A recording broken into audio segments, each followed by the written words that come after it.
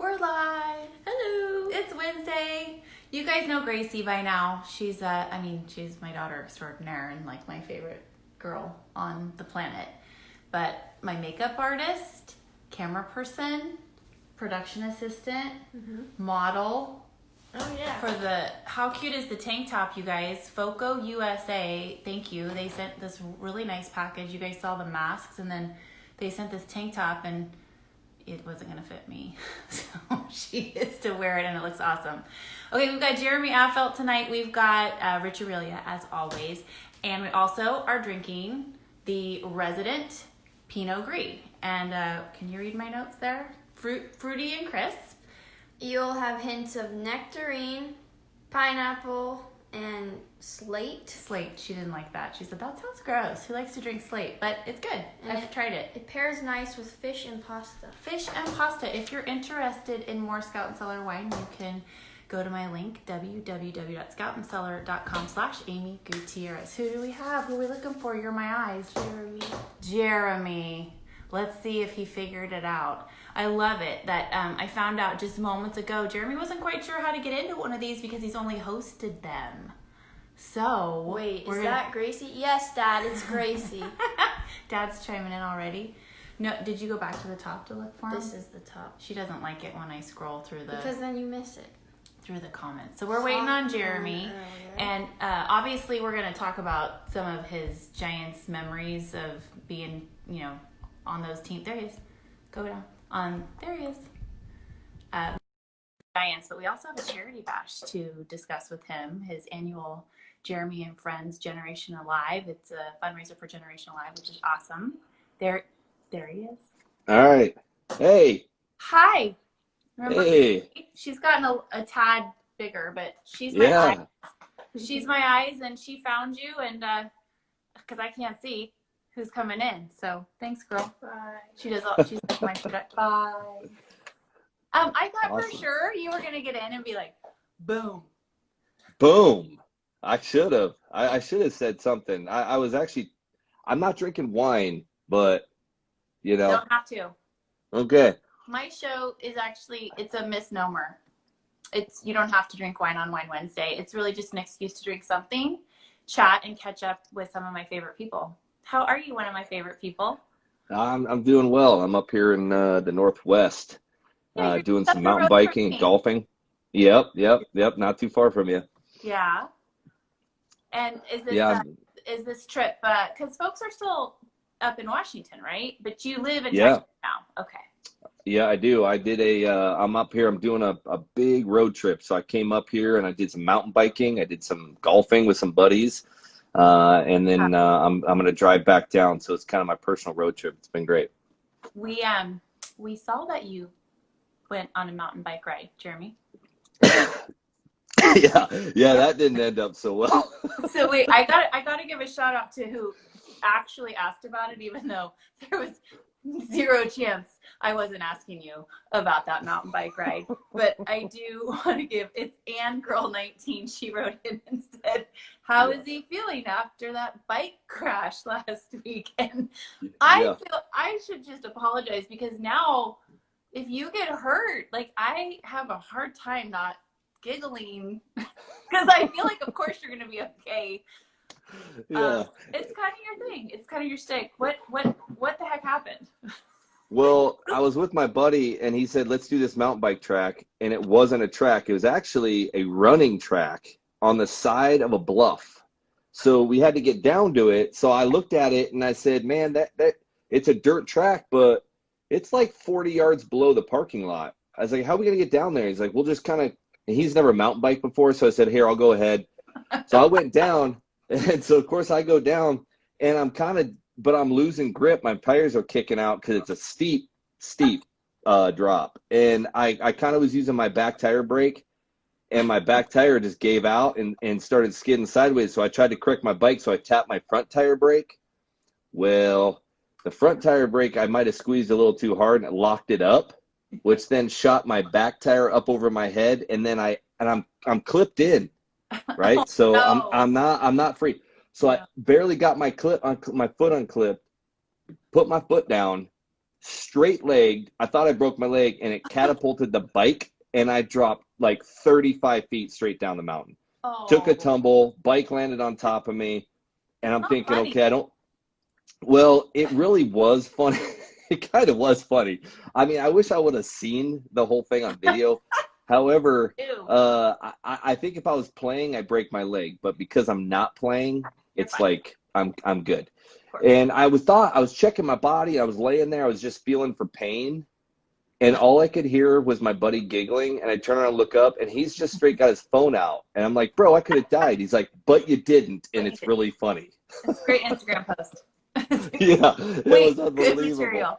Yeah, yeah. Oh my gosh. Oh my, we have to ask the fans too who are watching this right now just what your favorite Jeremy Affeldt injury was. I mean, I have a few, but I want to see what they say. So we'll throw that Yeah. out there. Your favorite Affeldt injury. Yeah. And despite all of that, despite you were a tad injury prone, you were an awesome Giant. And let's just Oh, kind of thank you. start with your overall thought of that time with those guys in that run.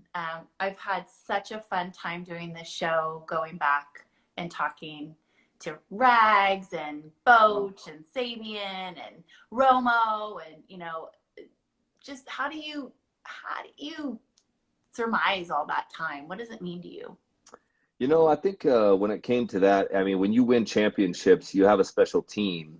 But I've been on a lot of teams. I was there. I mean, the Giants were my fourth team, but I played for the Royals, and that was like playing with 32 teams because they had like every different player up every other day. But I don't think I was ever on a team that was that close. So Colorado was pretty close. Ah. But man, the 5-6 years, that run, that 9 to 15 run that I was there, I don't think it's like when you went to the clubhouse, it felt right, right? It just felt right when you went in there. It just felt comfortable. It felt good when you're on plane rides. It felt right. Everything felt good. And I don't think we didn't eat out as a team as much as I've seen other teams, especially I've been on. I mean, it kind of got into that whole, iPhone world where everybody's kind of in their own deal after a game. Yeah, it was starting, yeah. And so it was really tough to get guys together, but we had a group of guys went out to eat with, but the camaraderie happened when you walked into that clubhouse around 2:00, and it just felt good, and you just were connected. Everybody knew their role. The bullpen was in this side of the clubhouse, and we had our good camaraderie. You had the high rent district over there with Kane and Lincecum and all the guys making 20 mil. You had those Park guys. Place in Broadway. Yeah. Okay. We were over there in the first, I think, whatever that brown spot was in a Monopoly, the first 2 spaces, where it's like $10. Yeah. That was our area. I hate that game. I hate that That game. was our area.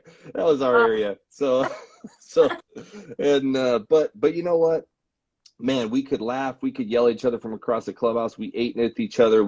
Everybody understood how the humor. Everybody understood each other's humor. We understood what kind of where you could poke a guy just enough, but then you also understood, hey, that's enough, or we're not going to do that, And man, Baltic Avenue. Yeah, Baltic Avenue. That's it. That's it. Thank We you, were on. Reynolds. That was us. Baltic Avenue. Yeah, Reynolds. Yeah, thanks, man. That was us. And I think they were trying to put me in jail more than anything. That was kind of my spot sometimes. but I tell you what, playing the game when you went out there and you saw your starter pitching, and then you knew instantly, all right, he's going to go 6, he's going to go 7, or hey man, we need to get loose early. We got to help this guy. Or even coming in late into the game, knowing who was warming up behind you and fully convinced that he could get the job done, knowing who your defense was.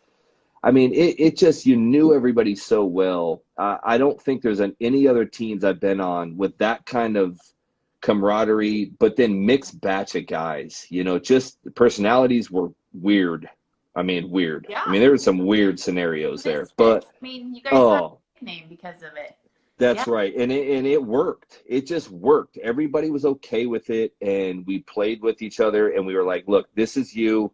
Let's have fun with it. Yeah. And man, it made it made the season go by quick, and it was so much fun. That's what I miss. I don't necessarily think I miss the game right now. 162 games, it's a gauntlet, but what I miss is that camaraderie of those guys and just going in, and you walked in and you just felt good and it just felt safe, and it was awesome. Oh my gosh. And I'm sure you've gotten asked this ad nauseum, but for anybody just tuning in, and it's kind of a weird question to answer. People always ask, like, what's your favorite ring and this and that. But in 10, 12, and 14, do you feel that explanation of camaraderie that you just shared was there for each of those clubs, but through different people? Or is there something is there one description you have of 10 versus 12 versus 14 that made them special? Yeah, I think a little bit. I think 10 was definitely misfits. I mean, you had Wilson, you had, I knew he was going to be mentioned first. He was making a serious claim that there's ninjas in his beard. I mean, that's enough, like that. We know exactly what's going on there. But he was great. He was awesome. Then you had the Romo, he had his own deal working out there. Yep. Then you had me. It was always just a comedy hour because you didn't know if it was going to fall over, blow out, throw a scud. I had no idea where it was going. Bochy panicking when I'm pitching. You had all that stuff. So you did have all of that. But then you had Kane, who was like calm, and Lincecum, who was just a freak, And then you had Bum, who pitching in Game 4 of the World Series thought it was the same as a high school state championship game, So that's and then Huff with the freaking underwear deal, So that whole thing, Burl. I mean, yeah. So you had, that was probably the most mixed bag that I thought I've seen. 2012 for me was, we had a lot of fun and we had that, but that group there was a group that just said, we were really a calm group. It was almost like, now we were 2010, there was, I think, 4 of us. I think it was 4 of us had been to a World Series before. Mm-hmm. 2012, at least 8 of us in 2012. Sure. And so you had that, we were back against the wall in Cincinnati, back against the wall in St. Louis, and we never really panicked. It's just kind of like, hey, let's play this out, see what happens. Then we got to Detroit, that World Series run, you're playing in the World Series, and it was familiar. And guys just played like veterans. They played the game like a veteran. It reminded me of the Yankees in the late 90s. It was just like, this is what we do. We get in the World Series and we don't change. 2014, I felt, was a little different because that was a pieced together team. 10 was a little bit, but 14 was, Kane was out. Lincecum is in the bullpen. Yes. You had, your Vogie's in, and Vogie's pitching really well, obviously. Then you had Peavy and Huddy from other teams coming in, and you just had this mixed deal. That now what you had was a veteran team, 8 guys that had been there before, 8 guys that have won twice, but then you had a veteran team of other guys that had won, and then you had the Hudson where it was the weirdest thing. It was like, now it has never been there, and you saw everybody that had won a World Series, PB, then the 8 guys that were on that squad. Yeah. They all said, we've done it, but this guy, we're not letting this guy go home without a ring. We're figuring out a way to get this guy a ring because he deserves one, and we love the guy. And it was like, I don't know, it was like we all wanted to win, but we wanted to win for him, I think, and it was awesome. I vividly remember after the World Series win in Kansas City, interviewing Vogie, and that was the first thing he said was, I just wanted to get this for Huddy. Like, that was our goal. That's what I wanted to do, and we got it for him. And, interviewing Tim during that with you guys throwing freezing cold beers down his pants, and he's trying to get pleasure. And he was just so moved, but he was that kind of guy. Like, he was magnetic. He was accommodating to the media always. Like, he just kind of wanted to get to know him. And I'm sure playing with him, you just wanted to be around him and feed off of his positive vibe for the game. Like, he just seemed calm, cool, and collected all the time. Yeah, and he loved the game, and he liked having fun. And You know, I honestly, what shocked me, so in 10 when we won, no one understood what winning a championship does for a city, right? Nobody knows. So when we won in 10 and we came back at 4 a.m. or whatever, and we saw like the line of cars lined up from the Yeah. airport to the stadium, you just don't know. You don't understand what winning does to a city until you win. I think in 14, what really I took me back was to his wife and kids, and they're crying.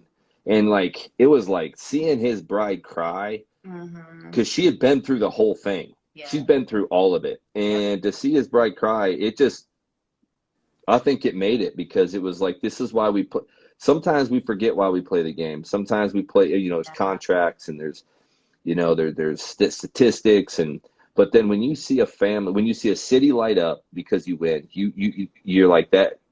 It changes why you play. Yeah. But then when you see these baseball players who we are mentally pretty tough, most of us, and so we're pretty tough mentally, and we don't ever want to show weaknesses. So we're gonna give the cliches. I was watching Bull Durham the other day, and I was laughing because that movie's genius.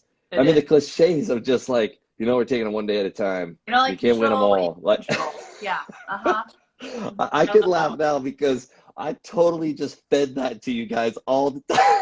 And it's just great. It's like, and when we feed it to you, you're like, well, this interview is going to suck because he's just giving us all the cliche answers, So I'm sure it was shared on your side too when we would request interviews, and you're like, I don't want to talk to her today. I do remember. See, you laugh at that, so now I know it's true. We're gonna find out all the real stuff. Like, here she comes, you guys. Here she comes. Yeah. It's so awful. I'm gonna tell all the fans watching. It is awful to have to go up to Baltic Avenue or Park Place and Broadway when they're all sitting there watching you, waiting to see who she's going to come ask to talk. And nobody wants to talk. And here we go. And I will never forget. I was very scared of you. I was very scared of you.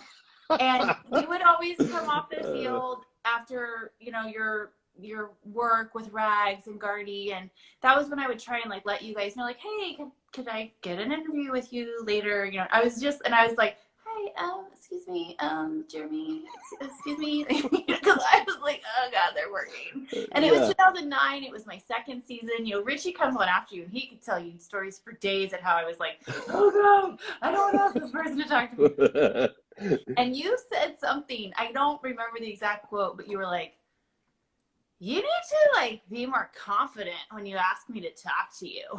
Yeah. I was like, all right, okay. Yeah. Like, I thought about like pulling your shirt and be like, I need an interview. I need an interview. So I've gotten a lot more confident, especially now that I'm so much older than everybody out there. But I so remember that advice, unsolicited, by the way, from you.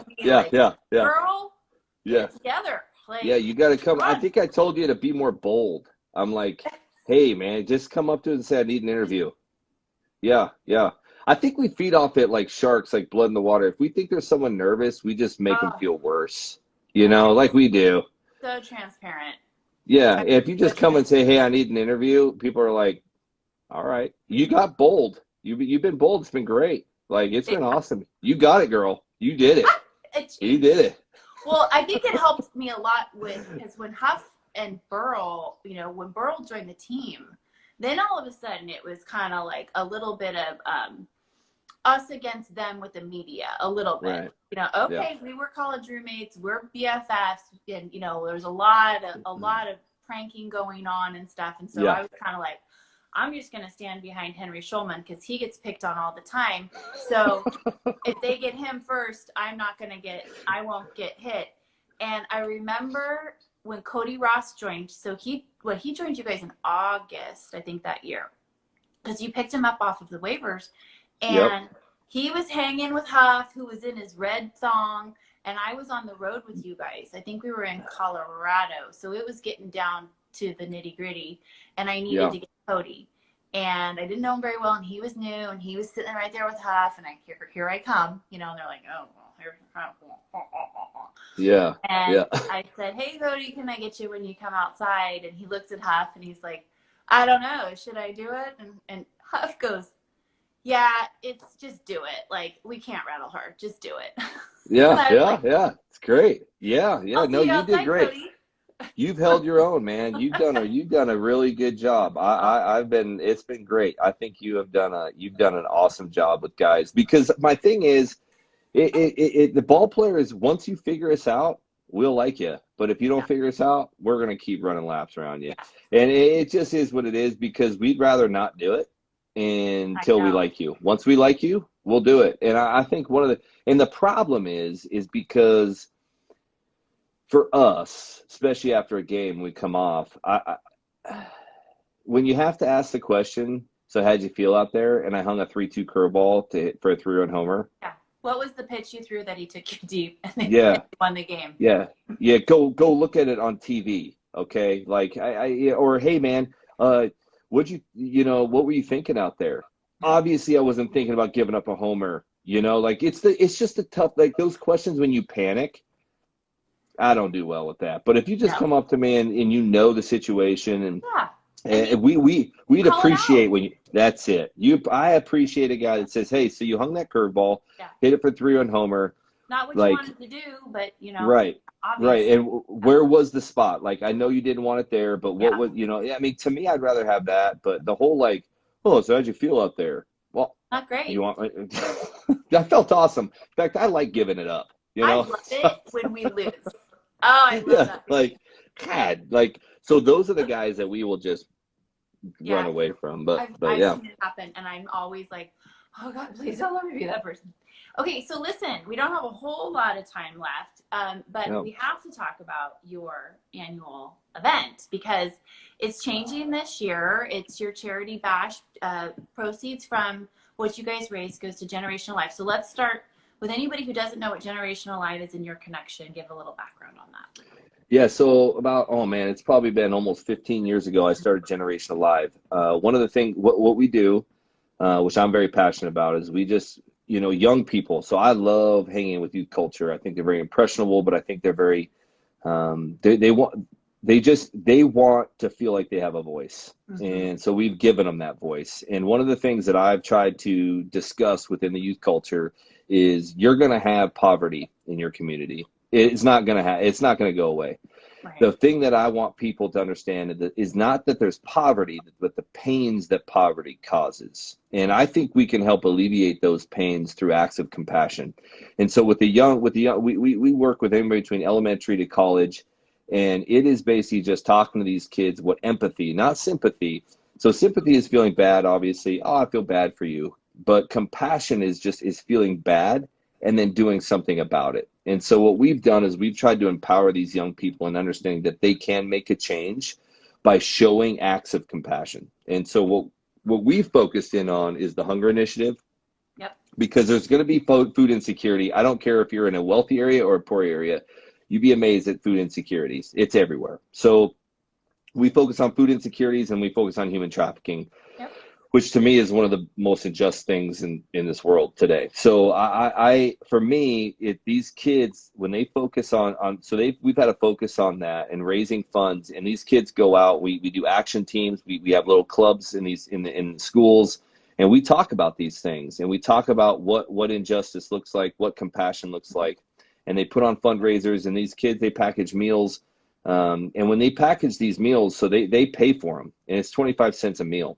Mm-hmm. And when we go and do these huge packaging events to these schools, what we see is a bunch of kids that don't have any, there's no cliques, there's no, he said, she said, there's no I'm better than you. It's just a bunch of kids like coming together.